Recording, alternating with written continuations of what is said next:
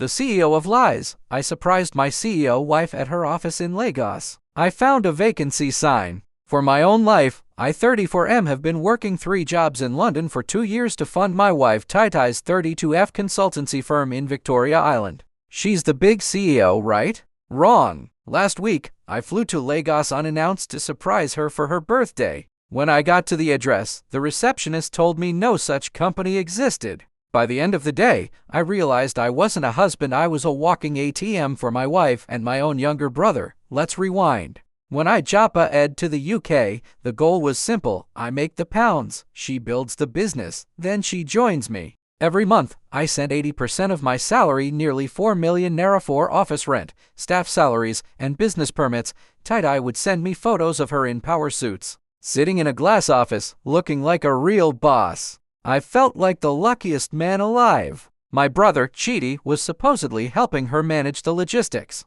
I even sent Chidi an iPhone 15 Pro Max last Christmas to say thanks.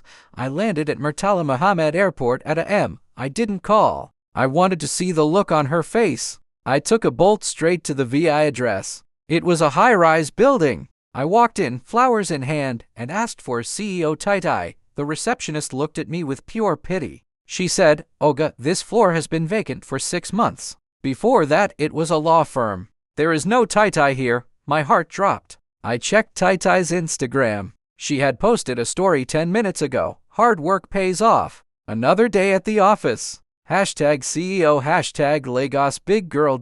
I looked at the photo closely. In the reflection of a window, I saw a sign for Mama Joy's catering school in Lekki. I knew that place. I drove to Lekki. I didn't find a CEO. I found my wife in a greasy apron, teaching a cooking class. But that wasn't even the blow. My brother, Chidi, walked up to her, slapped her backside, and said, "Omo, this UK Mugu just sent the money for the new servers. We should have enough for the roof of the village house by Friday." Tai-Tai laughed. "Chidi, leave me let me finish this class so we can go and check the car you want to buy. He thinks I'm at the office. He won't call until tonight because of the time difference." I was standing right behind them. I didn't scream.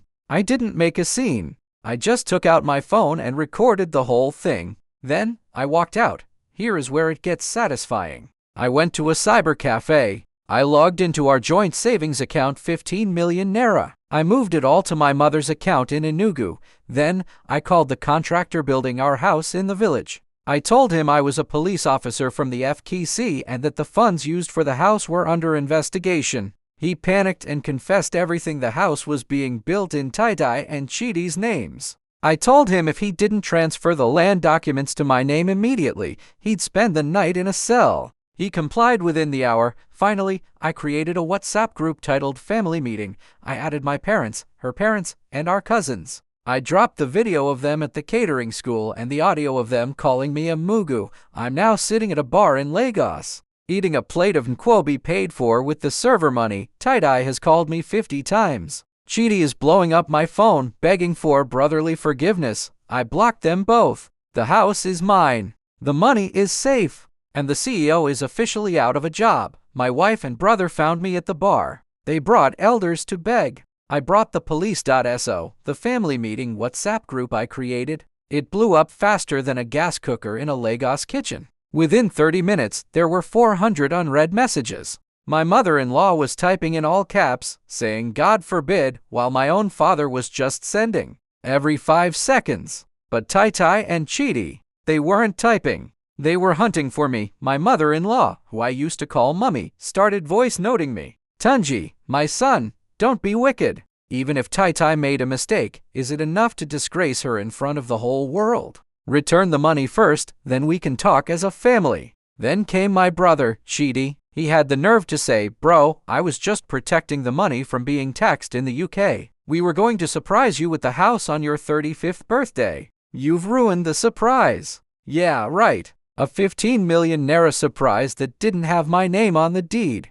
I replied to the group with one photo, the receipt for the iPhone 15 I bought Chidi, and a screenshot of the catering school video. I captioned it, "Surprise ruined?" No, the Mugu has just woken up. I was still at the bar in Abaland, finishing my second bottle of Star, when a white Toyota pull up.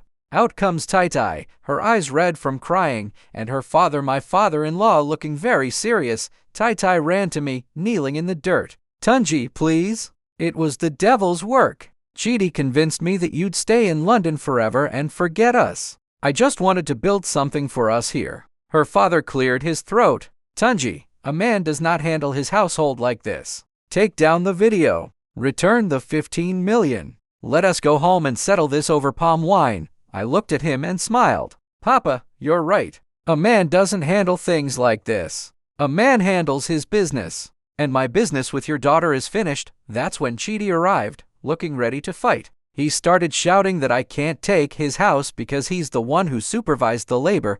I stood up, wiped my mouth, and said, "Oh, you want to talk about the house? Good, because I just got off the phone with the Lagos State Building Control Agency. You see, while I was waiting for them, I did some digging. That land they bought in the village, it was actually under a government-protected zone. They had been scammed by the Omanile land sellers just as much as they were scamming me. The house was going to be demolished in 2 weeks anyway. I told them, Chidi, you can keep the house. I already got my money back from the contractor by threatening him with the FKC. The land is useless. Have fun sleeping in a building that's marked for Red X demolition." The look on their faces was worth every pound I earned in the London cold. Tai started screaming at Chidi for choosing the wrong land, and Chidi started blaming her for not being a better liar. They started fighting right there in the parking lot. I walked to my Bolt ride, blocked every single person in that WhatsApp group except my own mother, and headed to the airport. I'm back in London now. I've started divorce proceedings. Tai is currently living in her mother's boys' quarters because she can't afford the CEO lifestyle anymore. Chidi is hiding from the contractor he tried to cheat. As for me, I'm keeping the 15 million. I'm thinking of actually starting a real business, one where I am the CEO. What do you guys think? Should I have given them the useless house, or was leaving them to fight over the ruins the best revenge? Drop a comment below.